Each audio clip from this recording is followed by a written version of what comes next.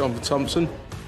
Won a couple of comps, come second, third in quite a few, and then I started doing Wales Strongest Man 2017 in North Wales, and then I've come to Ultimates today to do theirs.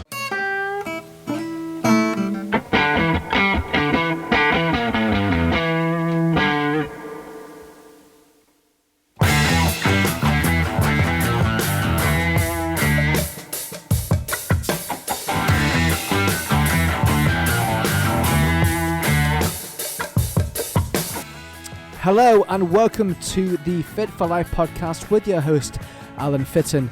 In this podcast, I will be covering fitness-related subjects and my experiences to do with nutrition, building muscle and weight loss, to name a few, and how, above all, to keep fit for life. Hello and welcome back to the Fit for Life podcast with your host, Alan Fitton. We're back. We had a bit of a time off there. But we're back and rocking and rolling. So we have a guest today, one of my good friends, John. Say hello, John. Hello, how are you? I'm good, how are you? I'm not too bad. Still aching from the other week, but doing good. Just you didn't so long ago just do a sort of strongman qualifying competition, didn't you? Last Sunday? It was very tough. But it didn't stop you from 320 kilo deadlifting last night, did it? No, unexpected, but it was worth it. Yeah. Are you sore today? Still feeling it. It's like I said, it wasn't exactly planned, but it's always fun. Always fun to have a quick session and smash a weight. That's good. So we are sport today. We have got John here. He is he goes within strongman, and we're going to be finding out about him, what he's done, the reason he does it, how far he's come, his challenges and things like this in today's episode. But today we're going to start off with something new. I'm forcing John to have a shot of ginger immune support. Because we need immune support, don't we, John? Oh, you do? Yeah, hang on. Right, before we do this. The water's coming out. Water in there. The water is coming out, mate. This is my favourite thing from M&S in the world. It's like... It's I'm glad you like it, because... Do you absolutely hate it? Ginger and apple in one. It's awful. It may turn you. You might have this and it may change your life forever. Yeah, it may turn my stomach. Yeah, but, it may do. But so I thought, what's a way of having something fun before we begin? And I thought straight vodka is a bit much because you are driving. But I thought, we'll go chin chin. Cheers, mate. Cheers, Appreciate mate. it. In one, you good? Yeah.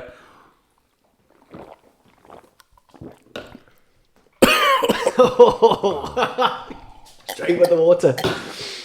It burns. I don't like you. That's awful. Was that tough? Was that challenging?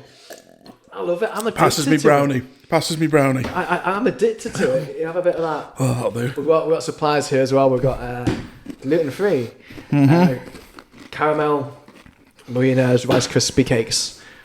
You have actually got your Warrior raw protein bar there as well. That's horrendous. Thanks for that, mate. Out of 10? 2. That bad? That was awful. I love the little burn you get afterwards. I find it addictive. And it's meant to give you a bit of a high, this as well. A blend of cloudy apple juice with ginger juice, cloud pressure applied, no heat treatment for a fresh tasting product. It's 88% apple juice and 12% ginger juice. I feel like I've been ripped off. Well, they can keep that. I do want to start trying to make my own, to be fair, because I would gladly have that every morning. Really? I love it, yeah. I'm glad you do. I'm sorry. You don't. No, far from it, mate. Anyway, welcome. Thank you. I appreciate it. So I met John. How do we meet? I was living in Chester for a short period of time, wasn't I? And I did a bit of work in Tesco.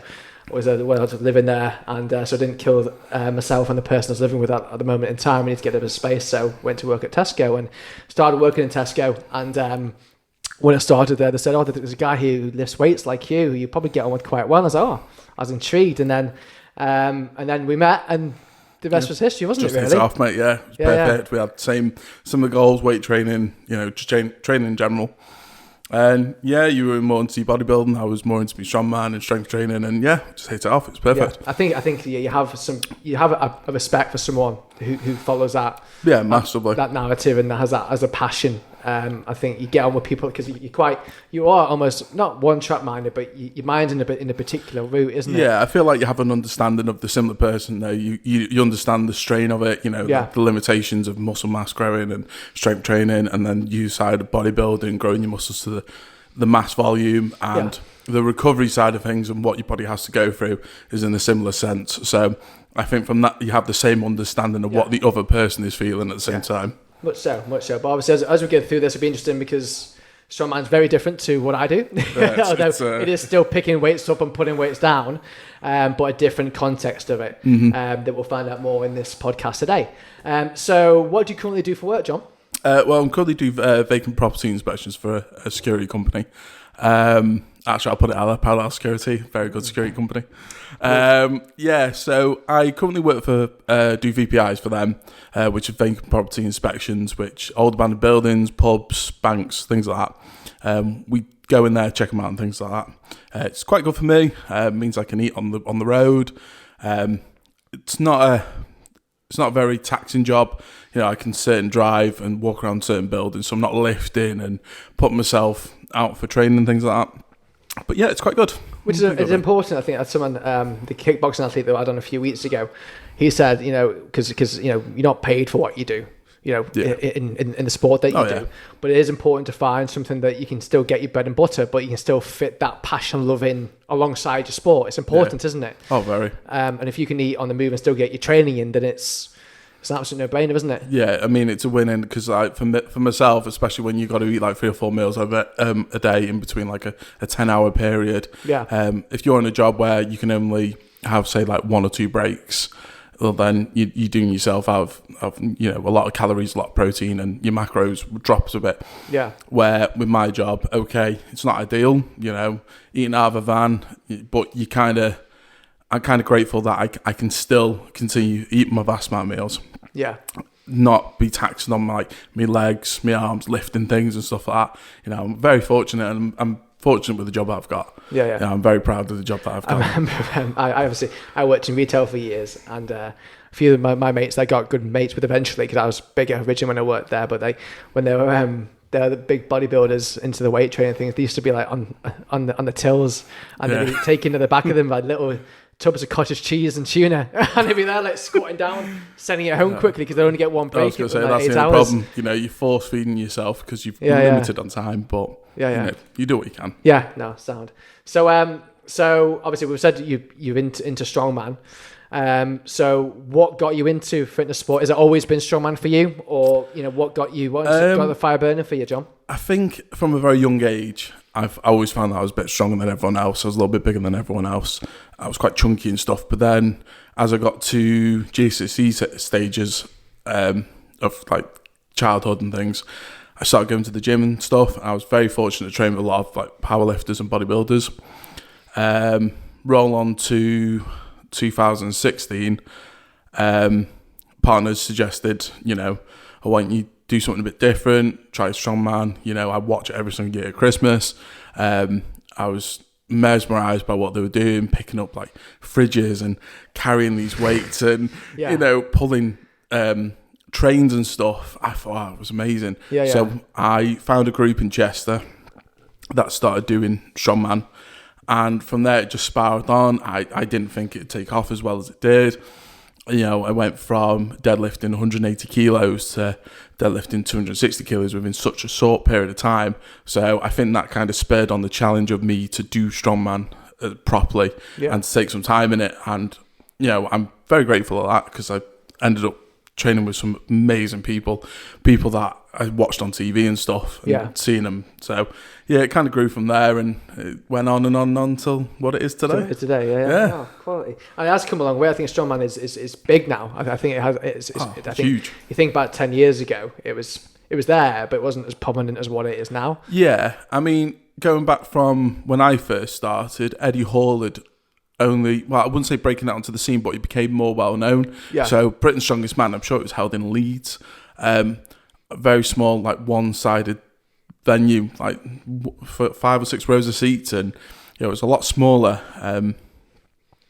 Ultimate Strongman was going at the time. Both big for what they were, but they weren't as big as they are now.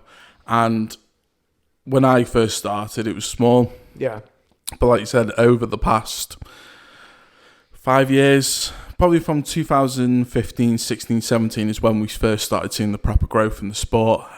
When I started doing Welsh Strongest Man, there was only 10 to 15 people in it. Now, World's Strongest Man, you're talking, sometimes it can be up to 25 people in one comp. But that's just showing the progression of the sport and the progression of athletes. More and more people are lifting heavier weights. So they're competing now, and which I reckon 10 years ago, if you seen someone deadlifting 250 kilos in the gym, that was amazing. That would probably be the strongest person in the gym. Now you see people deadlifting 200 to 300 kilos in a lot of gyms. It's more common. The numbers now, I'd say if I see someone pulling 400 kilos, I would say they're strong. Where some people pulling 300 kilos, I'm sorry, but that's typical weight now. Everyone's adapted and moved on. Let's just put out there that the most I've ever deadlifted is 195 for context. I think mine's 340 kilos, I think. Christ. That would break. I wouldn't get it a millimetre off the floor. I wouldn't go anywhere. Christ. So imagine that I'm an alien from the planet Pluto, and I know nothing about strongman. So for the listeners out there that don't really know much about strongman at all, could you give us a breakdown of what it is and what's it about? So it'd be a set of events, and each event has got set rules. So, for example, you'd normally have a deadlift or a squat, an overhead press challenge, whether that be a dumbbell, log, axle.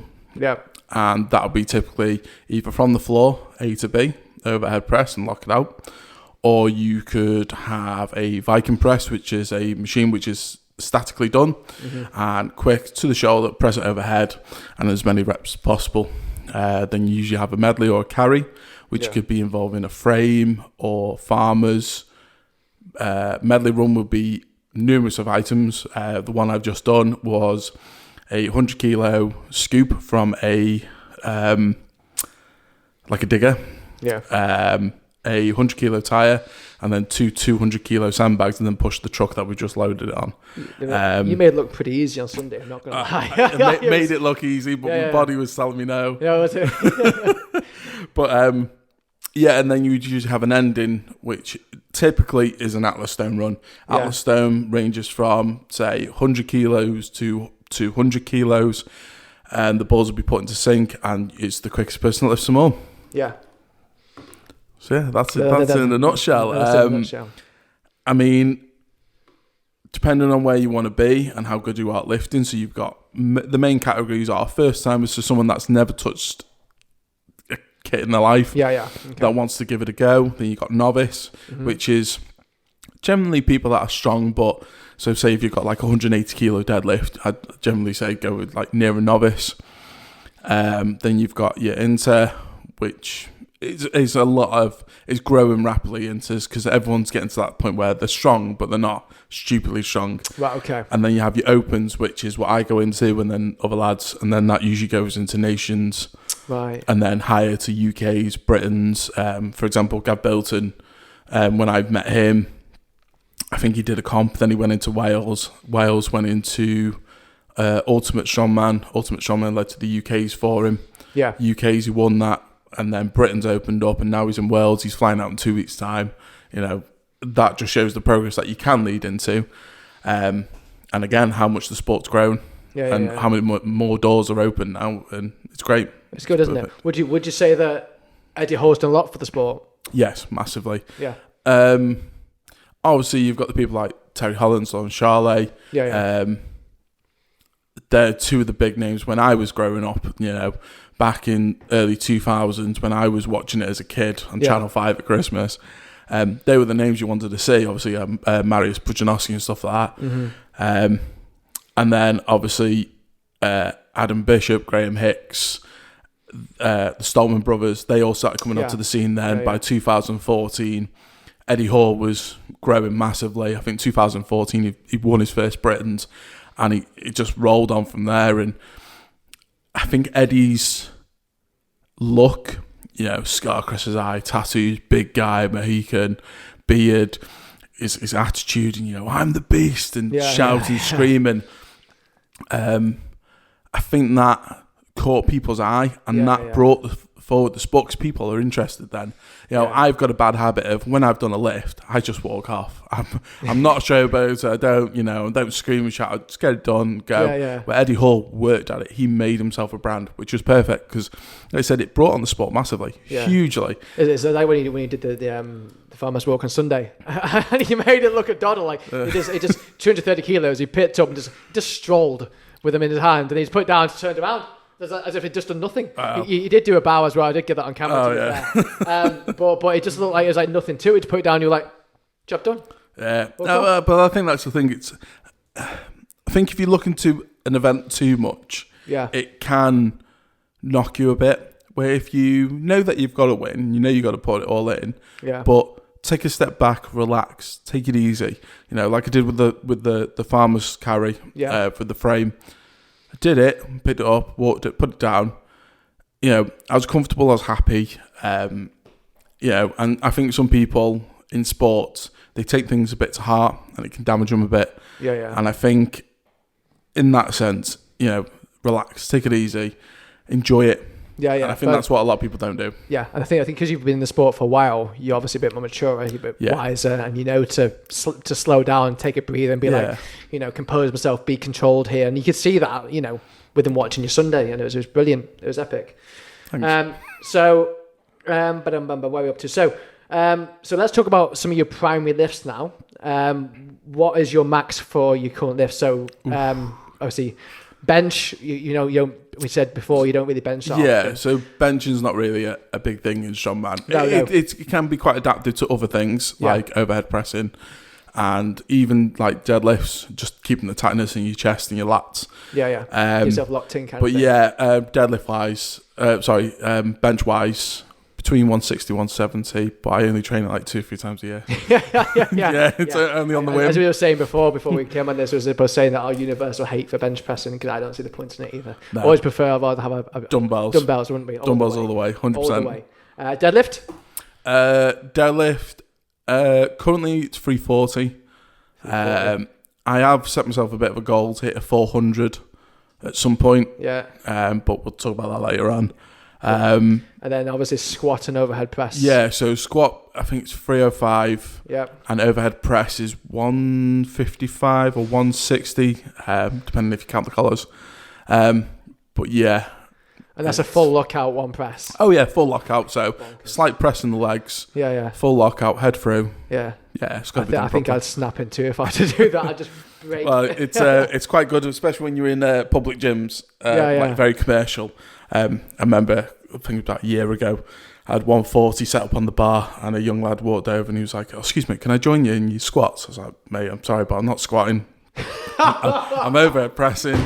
And the look on his face was a bit like, okay, I'll wait then. I was like, "No, it's fine. You can squat while I press. It's just not an issue." And I think that's bonkers. I think his bit of his ego dropped then because he thought he was going to squat heavyweight. And I was like, yeah. So, oh wow, that's epic. That's never happened to me. So going more back into more like the event and competition side of things now. Mm-hmm. How many averagely events have you done? Which has been your favourite? Which was your biggest struggle? Oh God, I've done many comps over the years. Stupid amount of comps. Come first in a couple, third, second. I've done quite a few in that terms. Favourite event probably would have to be either deadlift, stones, or possibly like a sandbag carry. That's perfect for me. I find them quite static. My more weaker events would be thrown events. My mobility is awful, absolutely awful. So when it comes to sandbags and launching it and getting the range of motion up above your head and things, it's just not easy to do for me, and I do struggle with that side of things massively. Which would you say, obviously, like in bodybuilding, we have different federations. Do you have a preference of federation within strongman? So there's 3 main parts of strongman, which is Ultimate Strongest Man, Giants Live, and then Strongman Championships. I haven't had the chance to do anything with Strongman Championships. Giants Live, I've done their Welsh Strongest Man version of things, and Ultimates, I've done their Welsh Strongest Man version. Plus, I did UK's Strongest Man under 120 which came fourth in 2017 or 18. To be honest, all great. All look after you. They're all very informative. They give you everything that you need in hand. Yeah. Any questions, they're usually on hand to help you. So they're very leveled out playing field wise.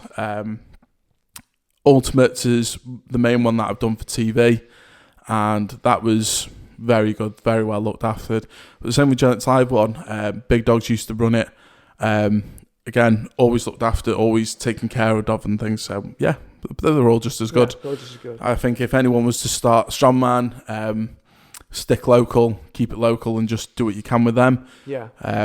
Don't run before you can walk. That's the only thing I would say, because a lot of people do get hurt and things, and it can be quite difficult and quite knocking as well, because you can aim high, sometimes a bit too high, and then it'll knock your confidence a bit. Take it easy, nice step by step. Say if you're aiming for a deadlift and there's competition coming up and there's a deadlift of 220 and you're at 160, maybe take a step back, go for the lower competitions, work your way up to that, because you'll disappoint yourself, and it's not because you can't do it, it's just you can't do it yet. It's just too soon. Take your time. But when it comes to picking up competitions, pick wisely, and do yourself proud, and don't be scared to, if something doesn't work in a competition, just do your best. Don't knock yourself over it, because I did that a long time ago. I started, I can't do that, but I can do this, can't do that, and it started knocking me back. Just do it, get it done, enjoy yourself. So you're good so far? Yeah, brilliant. Thank you very much. Fantastic. Apart from drinking that was absolutely disgusting. I'll never let that go. No, that will be there. That is, every time you see me now, I'm going to bring you one. No. That's it. These are life. The friendship. From what you were saying a minute ago as well, it's the same thing with about bodybuilding contests as well. It's about, not running before you can walk, starting from the ground up. And because you can get in your own head sometimes, can't you? Sometimes comparison can be the thief of joy. And when you go to these events, when you go to especially your first event, you compare yourself to others. You're like, I'm not as good as him and not that. But as you just said, just get into things, just give it a go. Massively. Keep local, keep small. Then if you do good at small, you then build it up to your bigger events, don't you? I think social media's got a big look on things. Especially when you look at, take it from my point of view, strength training. If I was a young kid and I was watching someone pulling 250, 300 kilos, and I was only in the gym pulling X amount, it could be quite damning and damaging. The same for bodybuilding. You watch all these people and they've got biceps, chest, delts, everything's perfect. Rear delts, huge bulging. And then someone says, you're tiny. You're not this, you're not that. Like I said, it can be quite damning. And when you look at the social media side of things, it can ruin a person quite easily and stop them from training. And for that side of things, I'd tell people just to put that to one side. Be you, be your best. Take your time, build it up slowly. And one day you will become the best. Someone that could be listening to this now, you could be the next Eddie Hall. You could be the next person to pull over 500 kilos. Take your time, work at it. And then, everyone's got their own challenges. Everyone's got their own abilities. Just work on them and, you'll get there in the end. Yeah, that's good. I like it. That's good. So we're going to be a bit more technical now, a bit more juicy. So if you want to share with us a bit more about the training you go through, the prep you go through coming up to a competition, what your off-season like, and also something that I almost left out here, which is quite a big thing, what the food intake is like as well. Oh, Christ, horrible. Training-wise, I think training goes on in the individuals. I've had quite a few different programs in the past. Some have been mass volume for reps, some have been heavier sets but less reps. Of me personally, I try to keep it low as possible, so 3 and 5 sets ranging, and I gradually go up, and then I have a heavy session every month, where I don't tend to max out, but I'll still go to about 80 to 90% of that max set. And that works for me. For someone else, you could be talking that their body might react better to doing higher reps. So say maybe 7 to 8 reps at a reasonable weight, and they might grow better that way. But I would always say to people, find a coach. Alan. No, I'm not a strongman coach, but find a coach that you can rely on, that has got reasonably good background to them, whether it's in strength sports or related to that industry. I find a lot of people now, they go, oh yeah, I can coach for everything, and you'll find that their knowledge isn't as good as someone that is in that profession already. I wouldn't expect a bodybuilder to go to a powerlifter for that sort of information. No, exactly. And I find there's too many people out there that will jump on the bandwagon and go, well, I can program you anything. Well, you stick to the people that you can do. Yeah, it's about having your craft and running with that, isn't it? So someone that you wouldn't be trying to be a professional swimmer for someone that has done the Tour de France, that is an expert in cycling. Yeah, Same definitely. with this kind of thing. If you want to be a good bodybuilder, you'd be getting someone that's a professional bodybuilder, strongman. It's to and fro, isn't it? 100%, definitely. But no. So what's your rest time like? So actually, let's go back a segment. So how many times a year do you max out? Did you only max out for competitions, or how many times a year would you try maxing out completely to see where you're at? It's a tough one.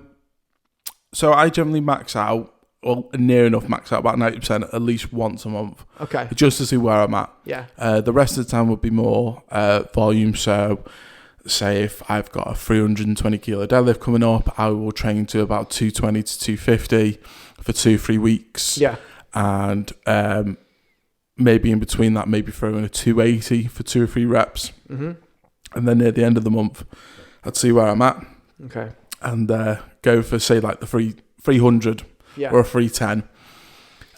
Competition wise, I think it's more about just not injuring yourself just completely. The last thing you want to do is train your arse off and then go and do a stupidly heavy set and then you tear your bicep or I think then it's just keeping it smart rather than.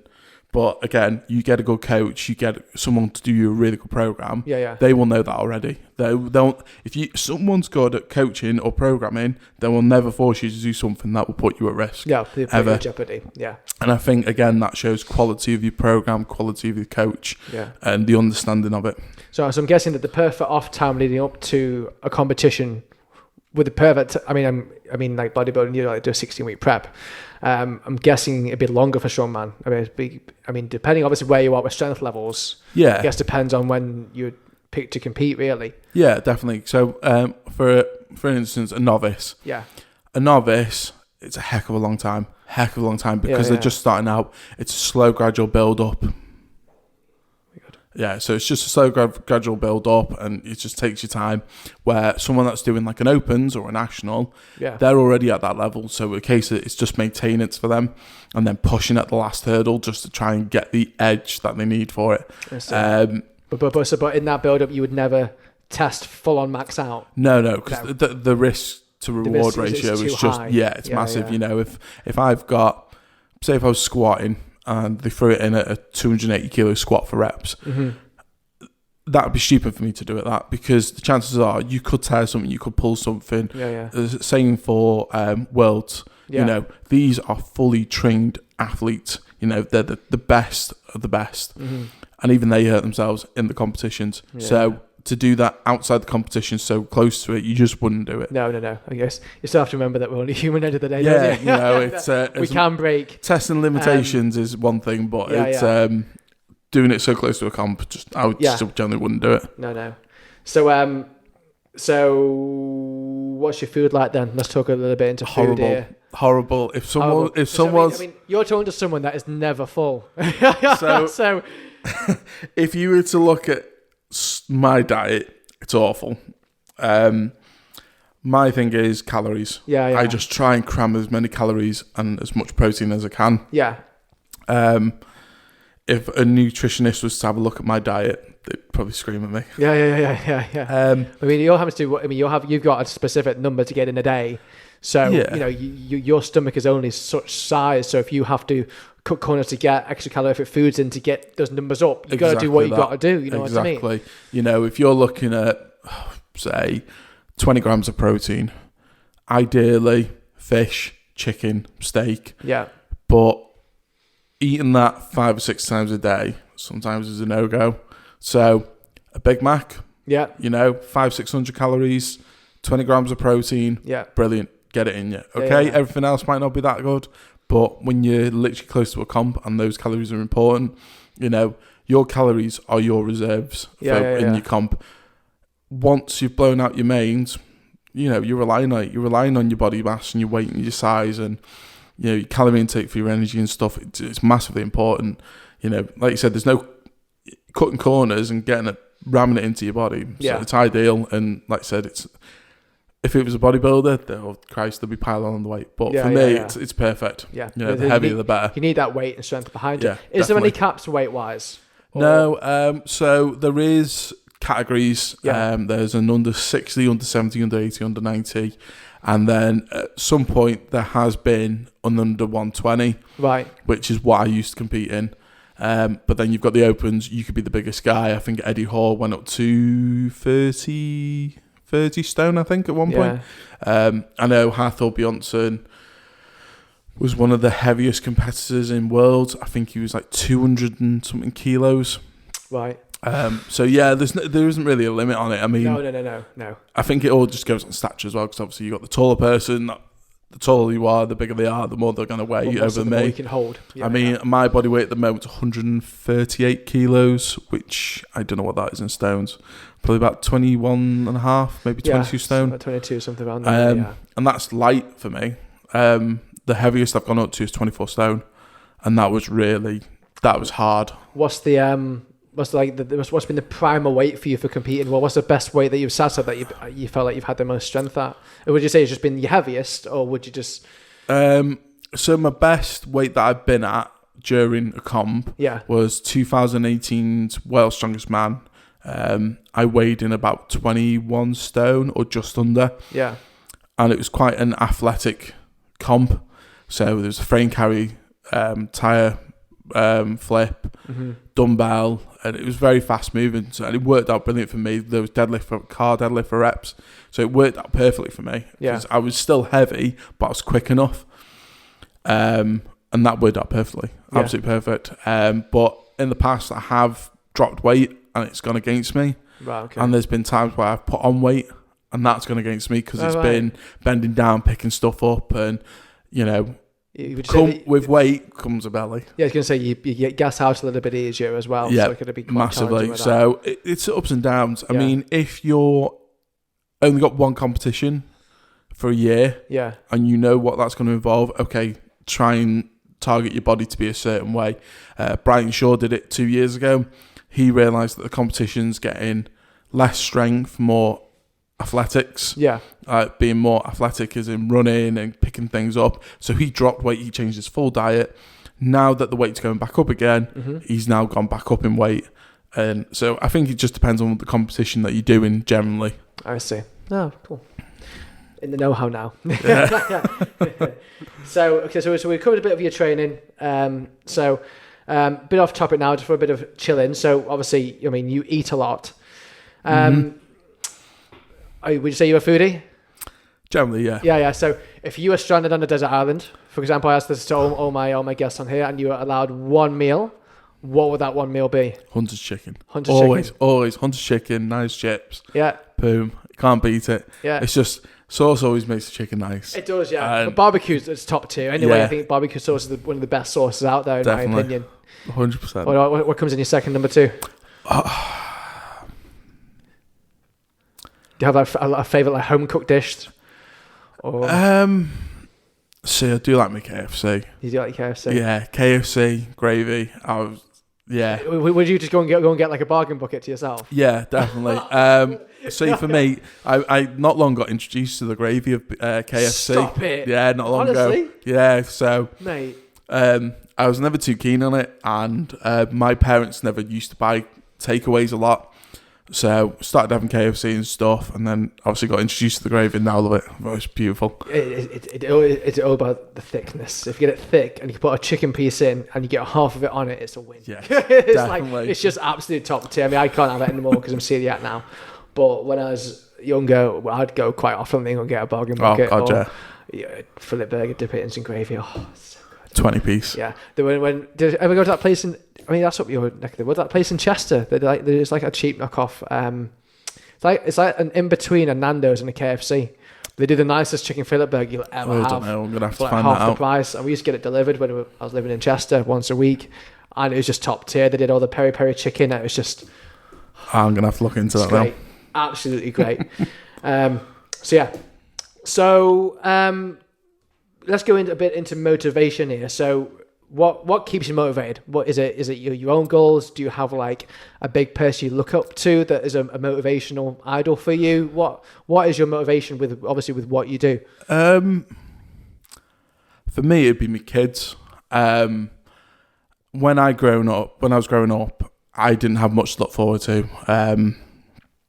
So I've got a sister who's got special needs, and a lot of my parents' time got taken up with them. So I was kind of just left to it, not in a bad way, but in a constructive way. I was quite independent stuff, and now that I've got kids, I want them to look at me like I've done something great. My daughter, she loves it. She loves that I do strongman and stuff, and what I've done. And when they grow up, I can say, well, I compete for Wales Strongest Man. I compete for UK's under 120. And I've got trophies and medals that I can show them, and I can say that I did something with my life and I did something that I was very proud of. I strive to keep that going, and so they've got something to look up to. Idol-wise, Eddie Hall. Eddie Hall came from such...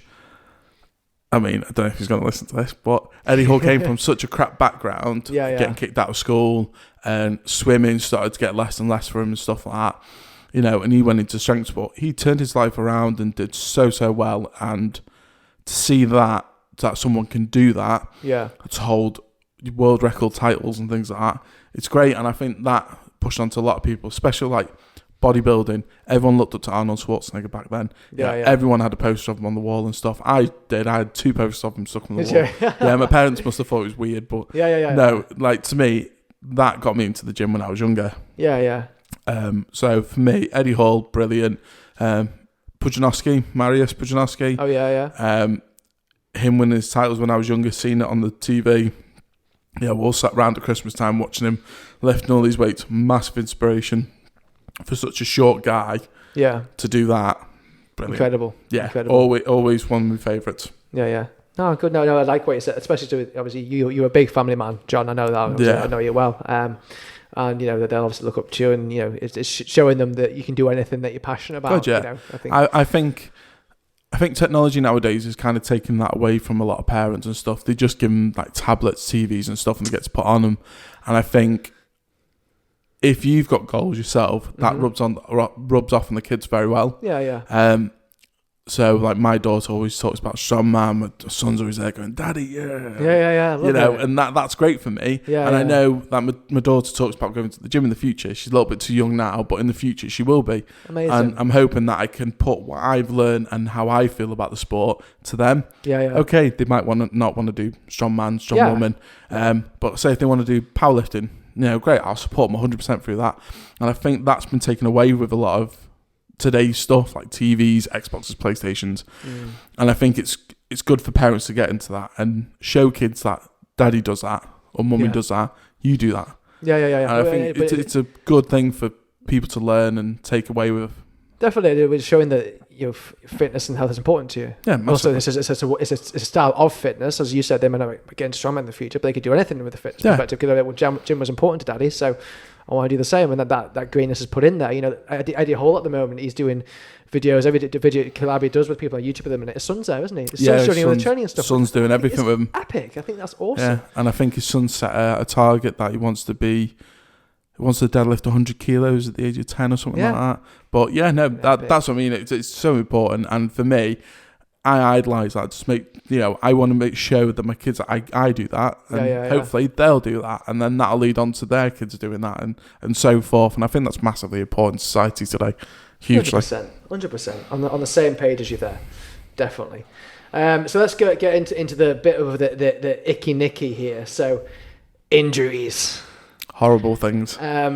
We've all had them. They're not all particularly pleasant. Have you had any serious injuries, John? I wouldn't say I've had any life-changing injuries, but I've had injuries where it set me back a fair bit. So in 2018, I tore my labrum in one of my shoulders, dumbbell pressing, up literally about 3 or 4 weeks beforehand. I heard a crack. That was it. Done. Yeah. Luckily, it healed up enough so I could compete. I think there was only 6 of us that actually did the dumbbell in the whole comp. Really? Yeah. The rest failed it. It was a 90 kilo dumbbell, I think. Was it? 85. It was around that area. Right. Yeah. And then in 2019, did the same. Told me other labour in my other shoulder. There was a thing called fingers, which is just a massive long pole on a pivot. Mm-hmm. You have to push it over, so it basically goes from one side to the other. Yeah. As I was pushing it up, it tilted to the left. So I stupidly, with one arm, 180 kilos, tilted it to the other side. Snap. Gone. Well, didn't completely snap, but I heard it pull, and I was like, no, not again. I had that sinking feeling like I've done this before. I don't really want to do it again. Pulls, minor tears are just part and parcel of the sport. You can't, you know, I think if you're pushing yourself to those limits where your body knows, you know, someone's going to go, it's going to happen at some point.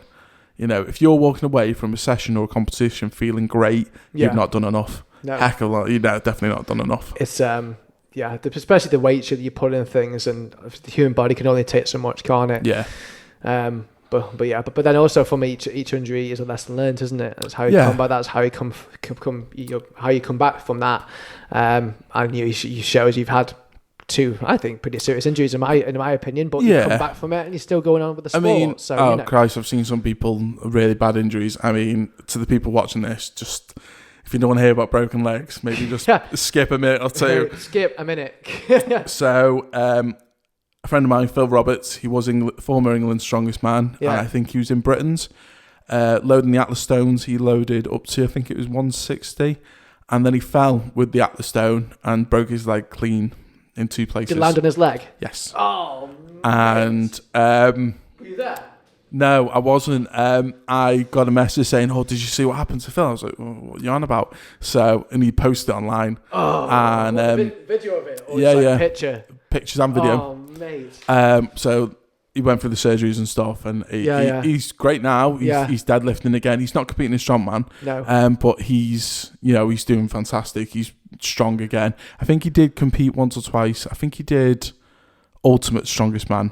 Right. The year after, I think it was. Yeah. Don't quote me on that, but I'm sure it is the year after. And I think he won it. Is it? Oh. I'm not sure. I'm sure he won 1 point. Yeah. But yeah, again, from a broken leg. He came back from that and fighting fit again. But you can do it. Konstantin Janasha, he tore his tricep, came back 2 years later. Kiloskowski, he's done his tricep in twice now, unfortunately. Same one? Yeah. Yeah. Nice. Luke, he's torn his tricep. A couple of weeks out from a competition, his returning competition, torn it again. So it does happen. Especially Adam Bishop, he's literally competed in Europe the other day. He came back from a tricep injury. So injuries do happen, if you're pushing yourself that hard, but it's not the end. It's never the end. You can always come back from it. Yeah. Right. Okay. Awesome. So, on the level of injuries, what's been one of your biggest struggles so far with strongman, if any?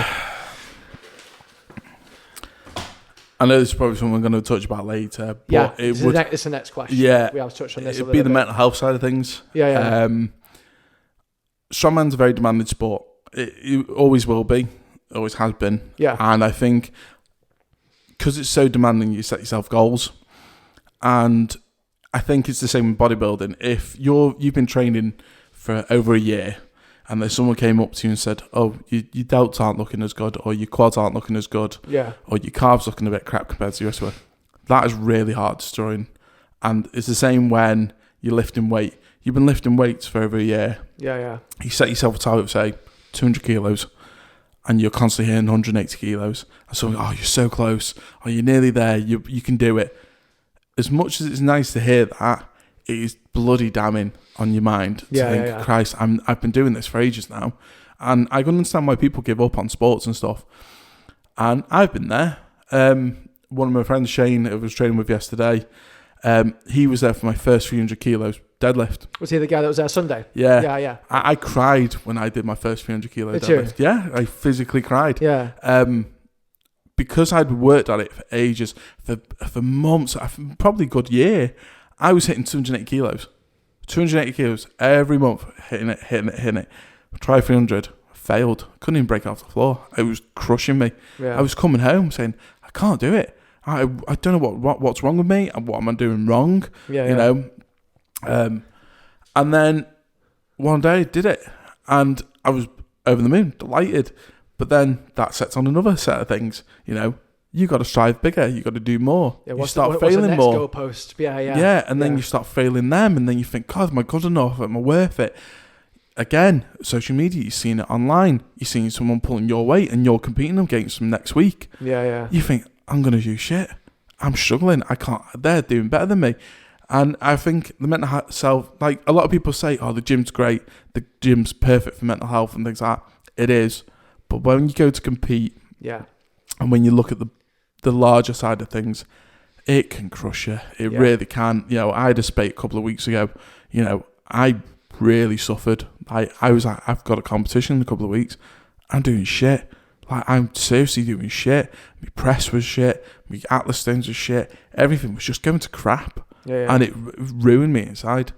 And luckily, I've got support of people like yourselves and family and friends that can get you out of that. But if you're doing it, it can be very lonely, extremely lonely, and it can ruin you inside. It really can. Yeah, I think it's that expectation, isn't it? Well, when you compete and when you've done that one thing, it's there then to be like, oh, you should be achieving this. You should be achieving more. Yeah. And that expectation from the other competitors around you and the people in the gyms that are looking at you, the people you talk to and things, and feeling like you have to explain yourself to anyone. But there's also knowing that you don't have to explain yourself to anyone, as long as you've got your goals, and no matter how, as you know, as long as you're working towards those goals as much as you can, as you possibly without damaging yourself or your mental health and things. It's hard, isn't it? Yeah, it can be very hard, especially if you're coming up to a competition. Those people are going to be watching you. Friends, family, people you don't know. And if you're not hitting those weights in the gym, it can play in your mind massively. It can, because you think, God, I'm going to be doing this in front of people, and you're going to feel stupid. You're going to feel, the first competition I did, I feel like a right tit. I really did. Trying to think of a word there, but you feel, you do. You feel like, I'm stood in front of people lifting weights, and like, I can't do it. The person in front of me has just pulled it. What if I don't? They're going to laugh at me, thinking, what's the point of me being here? So, I think the mental health side of things is huge. It is massive. Yeah, it is massive, and it is expectation. But as long as you manage those things well and do it. I don't forget my first show, well, my only show, but I did that too soon. But I did it because my the person I was with at the time was doing it, and I was like, well, she wouldn't do it alone. She wanted me to do it with her, so I did it.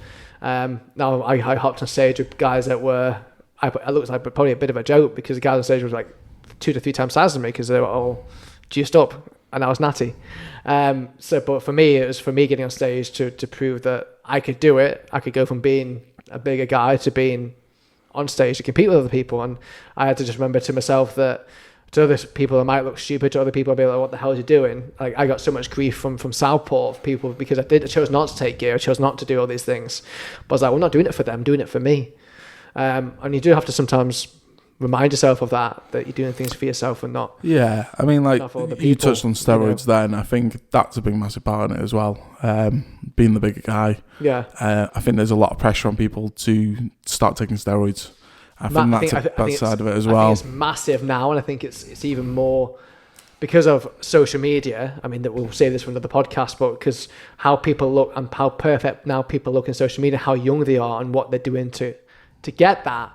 There's more of an exterior pressure now for other lads to be like looking the same, being that way, competing with these amazing lifts you're seeing online, and the people at the age that they're doing it, that we know that they couldn't be doing that without. Yeah, God, yeah. I mean, help you and things, When I was in school training, I'm quite open about it. I took steroids at a younger age, started losing my hair and stuff and things.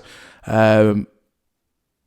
Luckily, I've got someone that understands why I used to take steroids and stuff like that. I don't anymore, but especially in strongman, you go to watch the biggest, meanest, ugliest person to lift the weight.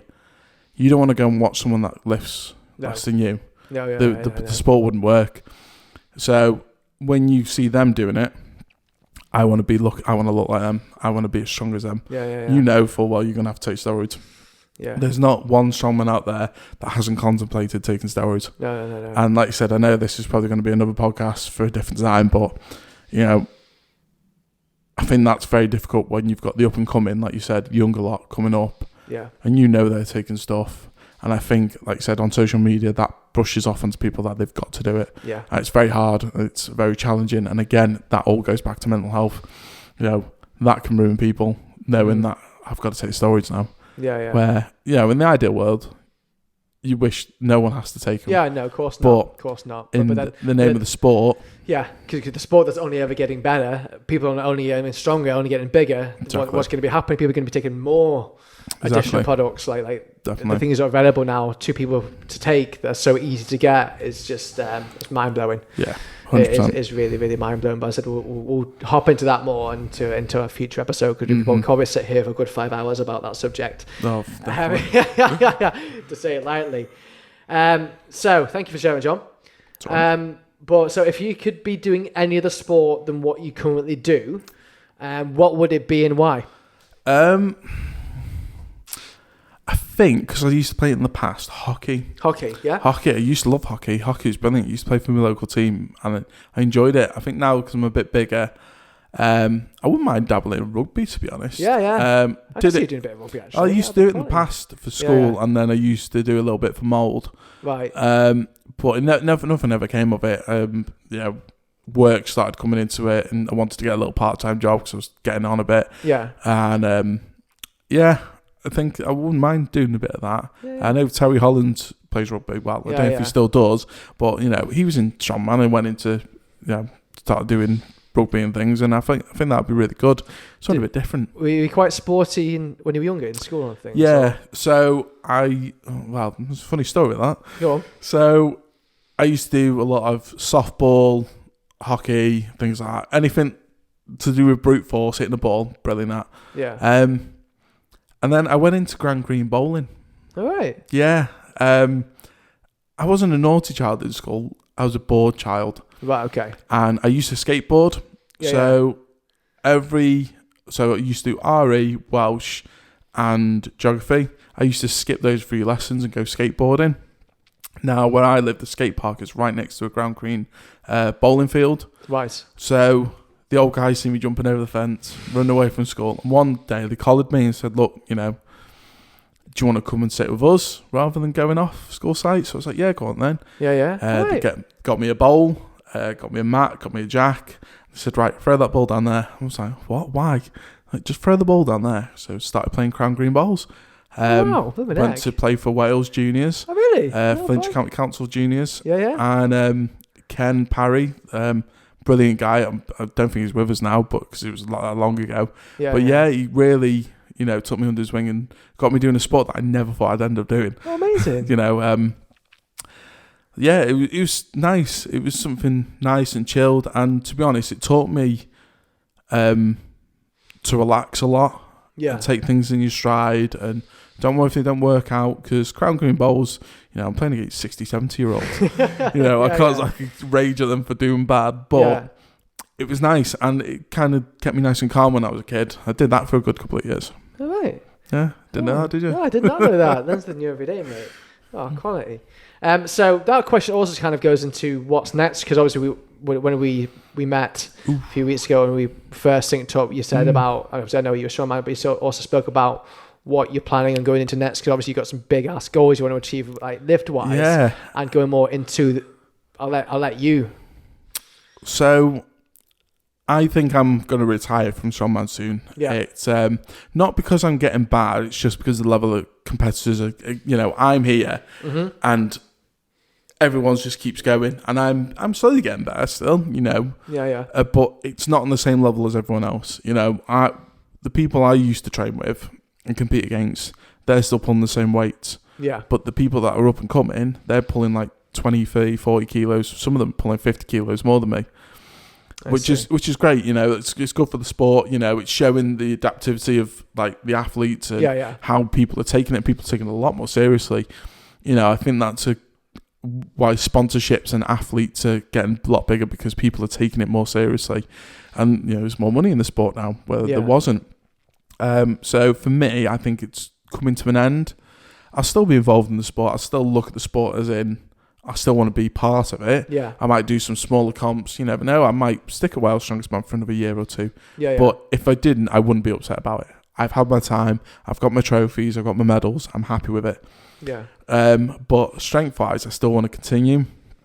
So I'd love to pull a 400 kilo deadlift. Yeah. Which I feel like I sound like Eddie Hall now. I want to pull 500 No, kilo. not at all. Not at all. 400 kilos for me is a number which not many people pull nowadays. Yeah. You know, I think £1,000 recorded. I think there's only 8 or 9 people. Right. I'm not sure.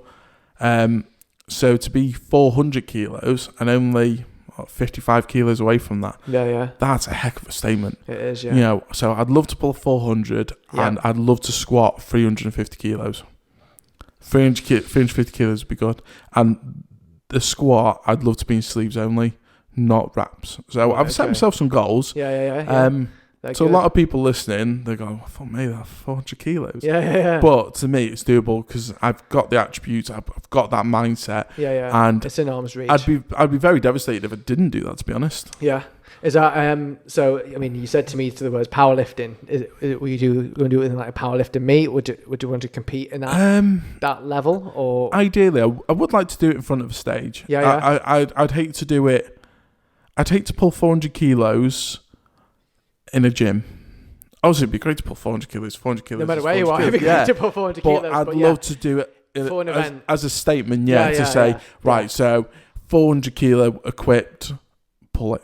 Brilliant. Yeah. Even if I went to a deadlifting meet, and everyone else pulled it raw, I pulled it with straps. I couldn't care less. Yeah. As long as it was documented, I pulled 400 kilos. There's a video of it. There's no queries about it. I pulled it in front of people. I've enjoyed it. Other people have enjoyed it. That's all I'd care about. Truthfully, it's a good goal. So yeah, I'm sure you'd absolutely smash that, John. Oh, I'd hope so. And then I think, give it a year or two, I'd probably want to lose some weight and be more of a family man and enjoy time with the kids and stuff. You know, they're running around and stuff, want to go for walks and things. When you sat around about 22 stone, that's hard work. Here's the joints, your back's aching, and so it'd be nice to drop a little bit of weight, enjoy the time, go out for dog walks and stuff, and you know, take the kids out and. Yeah, I'd love that sort of thing. I think it'd be a lot better. Oh, sounds good. Yeah, future plans. Sounds good. So going back into like strongman and stuff now. So if you could change or improve anything in that field of the sport, anything that you feel like could be better, what would it be and why? For me, it'd be national qualifiers and things, and maybe ref inside of things.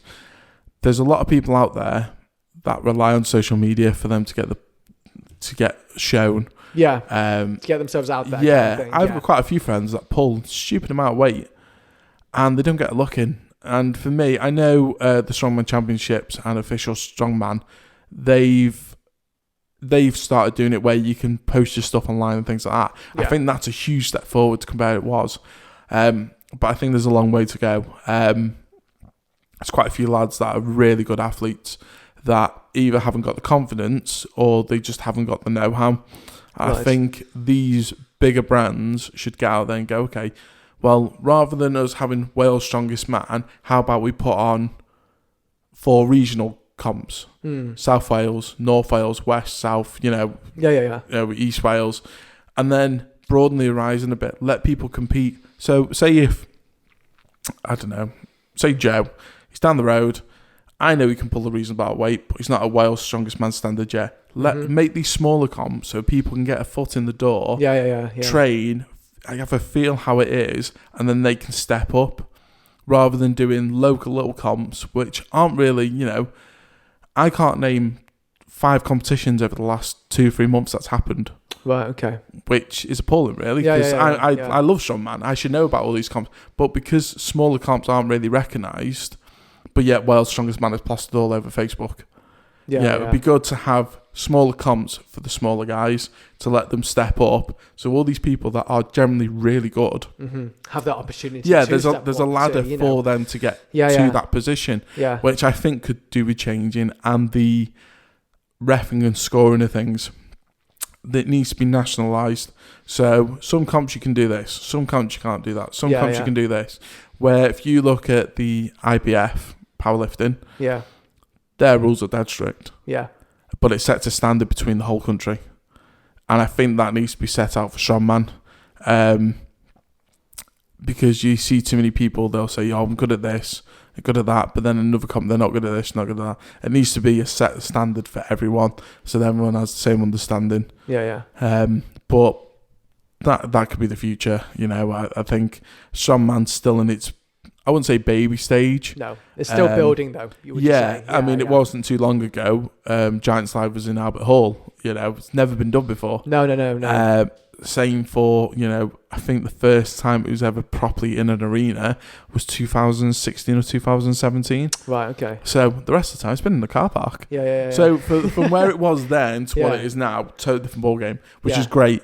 But I think there's so much more the sport can do, and especially like gyms and stuff, more strongman kit. Get strongman kit in there. I think a moment now where commercial gyms are still very commercial. The CrossFit had a massive limelight recently, which is great, and there's now like lots more equipment for like doing your CrossFit stuff in gyms now, which is great. But where's the strongman stuff? Let's get the strongman stuff in there. Let's make a gym not just a place for barbells and dumbbells. Let's do it so it's there for everyone. So there's some similar Atlas Stone equipment over there, some logs, some other variation of equipment. Definitely. So it's open to anyone. Because I find that's holding the sport back a lot. If you're in a quite rural area and you've only got 3 gyms and those 3 gyms haven't got a strongman kit, you're kind of screwed. You want to do a sport that you can't do. Same for like if you want to go swimming, you've got to go to a swimming pool. If nowhere in the area's got a swimming pool, you can't do the sport. You can't do the sport, can you? Exactly. No. So, the only way you get better at most sports is by doing what you need to do at the competition level. So, gym's good for general strength, but when it comes to events and things like that, I think gyms need to do a lot more as well. And that's not that's not the gym's fault. No. That's people need to speak up and say, look, I come to your gym, I pay you money. So can you please invest that money that I'm paying you into something more for people? And it does bring people in, 100%. It brings a lot of people in. At the end of the day, the community gyms are meant to be global. That's what they're meant to be. 100%. Not just for one particular dynamic that's like cardio or a bit of weight training. It's meant to be and for everyone, isn't it? Strongman kit doesn't exactly cost a lot either. No. You can pick up second-hand stuff quite cheap. And I think for a commercial gym, say, throwing a name out there, Pure Gym, they've got the space. They've got the space. I'm not being funny. They have like 50 treadmills in there, some of them. Take a couple of treadmills out, put some strongman kit in, broaden the horizon, give it a chance for everyone to do it. And I think it would work out well. Something that they need to change as well, not just the sport, but people getting involved in the sport, gyms and stuff. Because like you said, it's getting massive now. Something needs to change. And that stuff being in the gyms may also motivate people to think, I'm going to give that a try. Because I'm sure there's people that go to the main gyms that think, it's not there, so I won't do it. Whereas if it's there, don't get me wrong, it might not be quite the same. It might be a bit more, an improved version of the equipment for that gym setting. But as long as it's there for people to have a go at, people will find out that they're good at something. So I forgot to ask a minute ago when you said about what your plans are next for lifting. Have you got any more strongman competitions lined up? So like I said before, 2 sort of sides of it is Ultimate Strongman and Giants Live. So Giants Live, World's Strongest Man competition is run by Gab Bilton. That'll be in September. I'm looking at doing that one. Awesome. Looking to do it. I will do it. There's no way I can't. If I'm going to finish, I'd rather go out on high and do a big massive comp like that. That'll be in near Cardiff way, around that area. I know they're looking at venues at the moment, but strongman's a very hard place to put in a venue.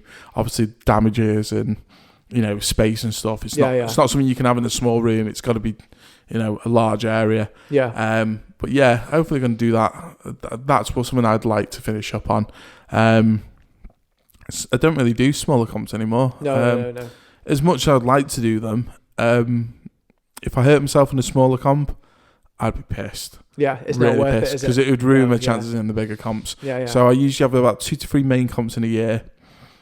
And then, say if I've done those big comps, then I might do a smaller comp. But the last big comp I did was...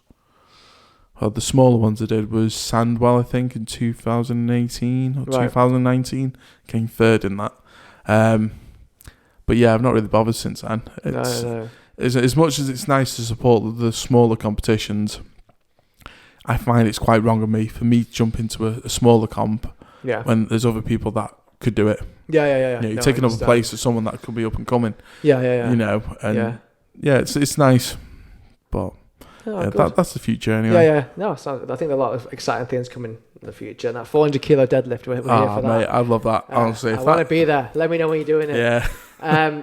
So that's pretty much a wrap now. So the only thing that's left to ask really is there anything that we've not covered, anything you'd like to add that we've not covered today that we haven't spoken about? Just for the people that are listening, don't feel like you can't do something.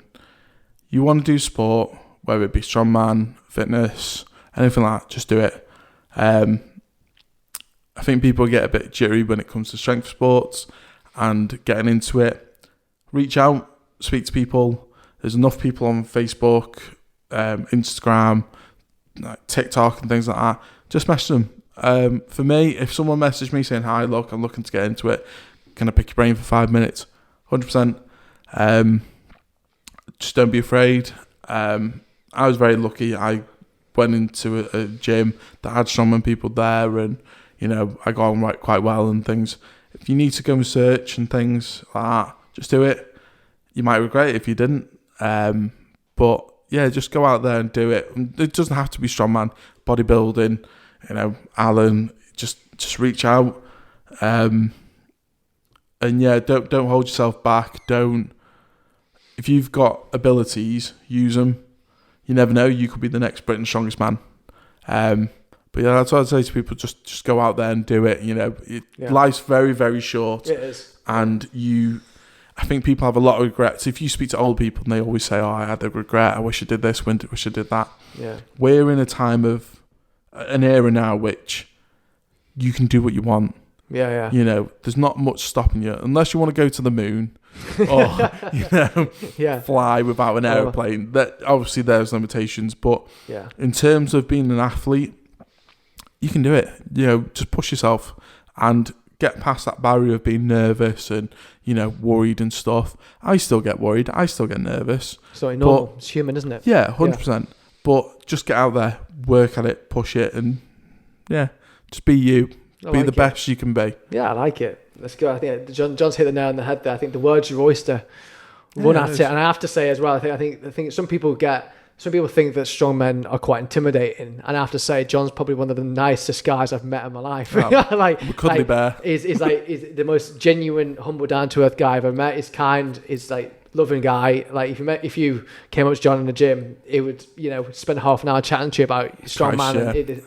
I think when it comes to speaking to people and stuff like that, especially with younger people, how you are dictates what they could be. If I wanted to be a complete arsehole with you and not chat to you and dismiss you, they might walk away and never come into a gym again. Yeah. Where if I turn around to someone and say if I'm deadlifting, they want to jump in with a session with me, as much it's a pain to strip the weight off, to take it all apart, to put it back on again for my sets, I'd rather do that and give someone the opportunity to train with us. Yeah. Because that will bring them out the shell, give them some structure, and push them forwards. Like I said, they could be the next Britain's strongest man. We don't know. Yeah, that's true. And I think being open like that, and I think everyone should be like that. The gym etiquette now has changed a lot. The older men used to coach the younger guys. Now it's all social media, it's all this, it's all that. I think that's lost its way a bit. Yeah. And I think people look at influencers now as the older guys, like how I used to look at the older guys. Younger guys look at the influencers. Yeah. And those influencers aren't great for you. No. But the person in that gym that trains there every single week, that will support you if you need it, need a spot, need some advice, they're the people you need to be looking at, and they're the people you should be asking. Like I said, I'm always open to someone coming up to us or messaging me, look, I'm struggling, have you got any advice? My advice might not be correct, but my advice is what I've learned. And what I've experienced. I've taken on board over the past couple of years. And I'll always pass that to anyone. I'd quite happily take my time up, like half an hour, even took an hour, just to sit down and write things for them and take pictures to show, look, this is what you need to be doing, this is what you can do, this is how this setup should be. That's the future. They are the future of the gym. And I think that's massively important for people, hugely important. Yeah, bob. There you go. yeah. So, as I said, just don't be afraid to approach people. People like John, like incredible people out there that do want to help people and will give you all the time of day. And yeah, I think you've hit all the nail on the head there, mate. So Brilliant. All I'd have to say for me is thank you for coming, mate. Thank you for your time. Appreciate it. Thank you. Great. We have another one lined up in the pipeline to talk about mental health and things, 100%, which yes, will be great. And about social media, so there's a lot to dive in there. And on the first one we haven't got 5 hours, so we'll save that for the second one. But yeah, no, been great having you here, mate. Thank you so much for coming down. Thank you very much for having me. Hope you enjoyed the podcast, guys. As always, so give us a rating, give us a follow, give us a share on social stuff. All helps us out. That's a wrap, and I'll catch you in the next one. I'll see you guys soon. See you guys.